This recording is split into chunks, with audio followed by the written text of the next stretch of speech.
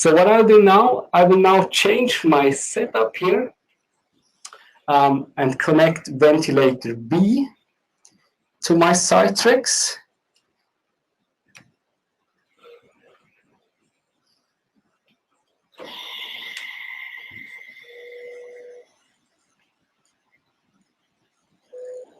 Just a second.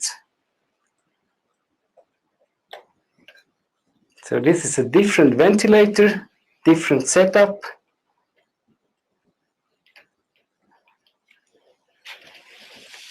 Need a test lung with a leak here. So now I have ventilator B connected to my CITREX H5 here. And let's have a look at my presentation slide. So you see for ventilator B, I need different settings. So the first thing I have to change, because now everything is set up for ventilator A, the first thing I have to change is my gas standard. So I'll go to settings, measurement, gas standard, and set it to STPH. Okay, so that was the first thing. Then I have different measurement values which I have to check. So I will go to my measurement screen here, and let's say I want to change here the flow curve, and I want to see here for my ventilator B, I want to see the pressure here as curve. As my ventilator B is using centimeters of water to display the pressure, I will also select it here on my CITREX H5.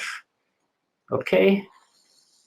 Then I'll change my values down here, because here on my ventilator B, I need a IPAP value here. Then here at this position, I want to see PEEP as well, but I want to see it in centimeters of water. Also the same for my IPAP. Here I can change the unit as I want to have it here. Then the third one here, I don't want to see rate here. Let's say I want to see TI at this position here. You can just scroll here and select inspiratory time. And here at this position, I want to see VTI, because I have to check this value in my test instruction. So let's select that one here. Let's say I will have it here, volume I want to have in yellow color. So apply. And finally, I have configured my screen here. Then the setup is different. I need different trigger settings here which match. Let's say I know them.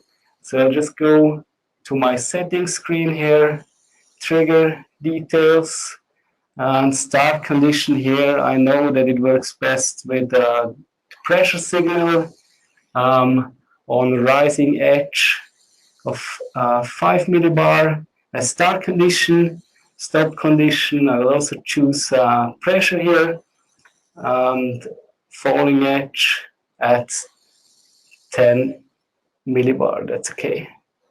So these are the trigger settings I know that work best for my ventilator B. So you see now it took me quite a bit of time to change everything. There is also a risk that I miss one of the steps, and this could then lead to wrong measurement of my ventilator B here. So instead of doing this, settings change all the time when I'm switching from testing ventilator B to ventilator A and back. I will now also save a profile for this ventilator B. Exactly the same as I did before. I'll go to my profile screen, select new profile, name it Vent B.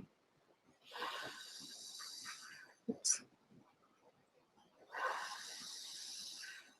Vent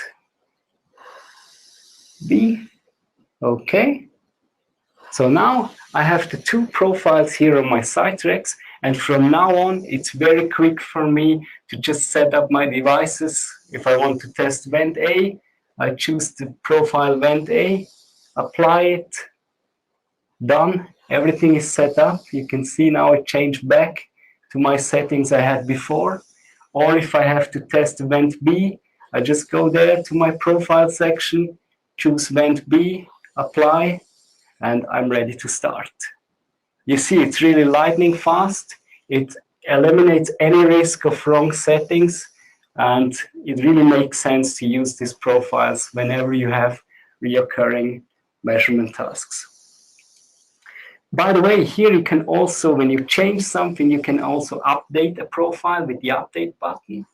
You can edit the name or the description. You can also delete the profile. And if you have a USB stick connected to your CITREX H5, you can export the profile to this USB stick.